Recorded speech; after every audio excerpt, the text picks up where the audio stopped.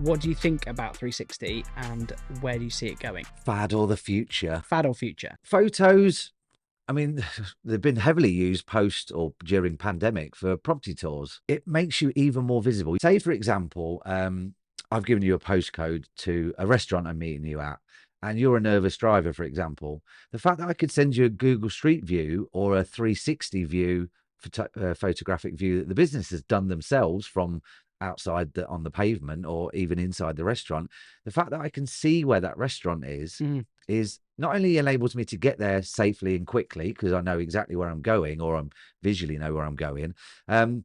You know, it takes a lot of anxiety out of driving to places you don't know. Yeah, we actually spoke to this lady on that growth sprint that we were on, and she was saying that actually that anxiety is there. Like if you've got to go somewhere, but you don't know where you're going to park, or you don't know where you're going to go. Actually, having a bit of video content that sort of showcases that is really good. I think as that stuff develops, you know, because Oculus have just launched their new Quest Pro, and they're looking at AR, augmented reality, and virtual reality, and I think that 360 technology starts to sort of play into that as that develops and goes forward. Yeah, because like you mentioned there, that's a great point on the augmented reality. I mean, everyone's seen the Apple adverts where you hold your phone up and there's something on the pavement. It's like a little caricature. Well, like Pokemon Go. Pokemon Go, for example, very big pioneer of that, I guess. But with the augmented reality, God forbid, but the opportunities for companies to market to us even more through advertising is exponential, right? You could be on a high street with your phone, and all of a sudden you look at the high street through your phone,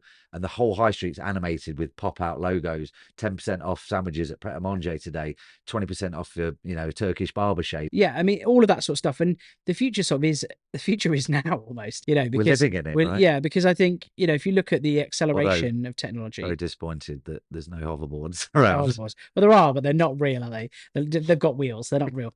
But the thing is, right, I think going back to 360 in terms of its current application is doing very well in the property market. It's doing very well. You've got companies like Matterport, Giraffe 360, Hi Freddy, those sort of companies who are doing really great stuff with 360, and you've got high definition, beautiful property tours, and you can sort of mooch around the house. You can go around the house and physically, clever and look at it. But when you pair that with the virtuality headset, and you can physically stand in the living room of the house before you go out to see it. Me and current Mrs. Lee could be in someone's lounge and you're there with us. I might not be able to see you. Yeah, it's interesting. It's an interesting market, but I think there's mileage to go.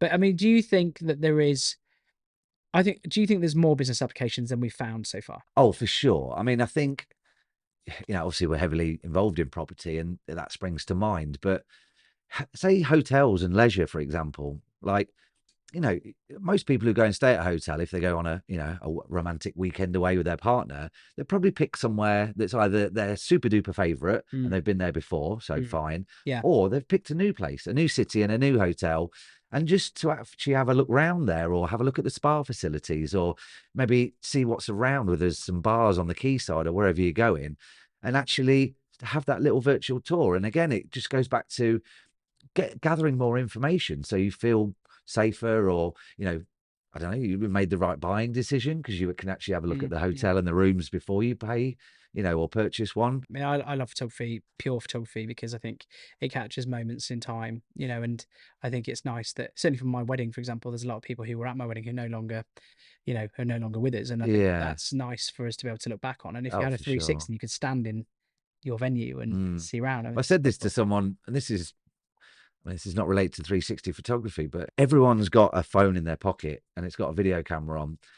And you say photos capture a timeless. Oh, I've got some great photos of my nan and granddad's, but I've got very little, if any, video footage of them. Yeah. Next time you're at your nan and granddad's, or a loved family member, or a dog that's, you know, 8, 9, 10, 15 years old and you're worried about their health, take some video. Imagine if it was in 360 and you could stand in it. Yeah, just it's so, I mean, we talk about video for business, but, you know, it's so useful in all areas, personal and business.